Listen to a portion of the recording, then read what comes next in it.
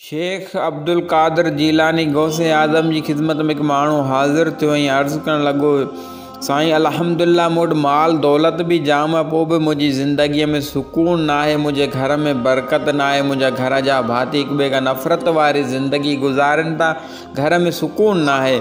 आख़िर आउं अहिड़ो छा कयां त मुंहिंजे घर में सुकून अचे, मुंहिंजी ज़िंदगीअ में सुकून हुजे। माल दौलत मूं वटि जाम आहे पर मुंहिंजी ज़िंदगीअ में सुकून न आहे। शेख अब्दुल कादिर जीलानी गौसे आज़म उन माण्हू सां मुखातिब थींदे फरमायो त पंहिंजी कमाईअ खे हलाल रख, हराम कमाई न कर, पंहिंजे रिज़्क़ ऐं रोज़ीअ खे हलाल रिज़्क़ रख, हराम न कमाए त अल्लाह ताला तुंहिंजी रिज़्क़ ऐं रोज़ीअ में बरकत विझंदो, तुंहिंजी ज़िंदगीअ में सुकून हूंदो।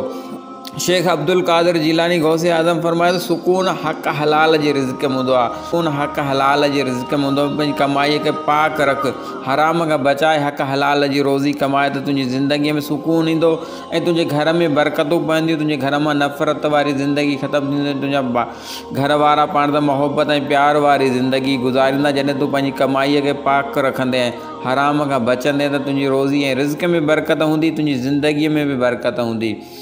हक़ीक़त ॾिठो वञे दुनिया में जेको हक़ हलाल जो रिज़्क़ कमाए थो, अल्लाह ताला उनखे केॾो सुकून अता फ़रमाए। तव्हां ॾिसो जेके ग़रीब हारी आहिनि, के मज़ूर आहिनि, 35-40 टेम्परेचर हेठां गर्मीअ में कमु कंदा आहिनि, पर कंहिं वण हेठां टेक ॾेई सुम्हंदा आहिनि, अल्लाह ताला उनखे सुकून वारी निंड ॾेई छॾींदो आहे, एतिरो सुकून ॾेई छॾींदो आहे उनखे उन सुकून जो अंदाज़ो तव्हां नथा करे सघो। ॿी तरफ़ तव्हां ॾिसो जेके व्याज खोरनि खे, ज़मींदारनि खे, सेठनि खे, वॾा जागीरदार आहिनि, उहे पंहिंजे सुठनि बंगलनि में सुठे एसिने सां सुम्हंदा आहिनि, पोइ बि उन्हनि खे निंड कोन ईंदी आहे, सुकून कोन ईंदो आहे। या टेबलेट गोरियुनि जो सहारो वठंदा आहिनि या शराब जो सहारो वठंदा आहिनि, पोइ बि अल्लाह ताला उनखे सुकून खां महरूम कंदो आहे। जेके हराम कमाई आहे हक़ हलाल जेको मज़ूर आहे, ग़रीब आहे, हारी आहे, 40 टेम्परेचर हेठां कमु करे थो, पोइ बि कंहिं वण हेठां सुम्हंदो आहे त अल्लाह ताला उनखे सुकून ॾेई छॾींदो आहे। ग़रीब हक़ हलाल जीअं कोई रोज़ी रिज़्क़ कमाए थो, अल्लाह ताला उन ज़िंदगीअ में सुकून रखियो आहे। जेके हराम खोर आहिनि, जेके व्याज वठनि था, जेको ग़रीबनि जो हक़ खाईंदा, ज़मींदार वॾेरा जेके सेठ आहिनि,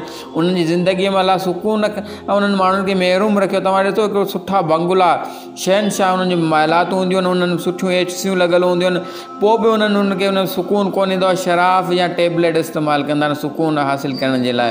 तंहिंजे करे हक़ हलाल जे रिज़्क़ में अल्लाह ताला एतिरो सुकून रखियो, एॾी बरकत रखी आहे। पंहिंजी कमाईअ खे पाकीज़ा रखो त अल्लाह ताला पंहिंजी ज़िंदगीअ में सुकून रखे, पंहिंजी ज़िंदगीअ में बरकतूं पवनि। हराम कमाईअ खां पासो कंदा कयो त पंहिंजी ज़िंदगीअ में सुकून हूंदो। उमेद आहे त वीडियो तव्हांखे पसंदि आयो हूंदो। अगरि वीडियो तव्हांखे पसंदि आयो त हिन वीडियो खे लाइक करे असांजे फेसबुक पेज खे फॉलो करे वठो त आईंदा वीडियो अव्हां ताईं पहुची सघनि। हिकु नए वीडियो ताईं असांखे इजाज़त ॾींदा।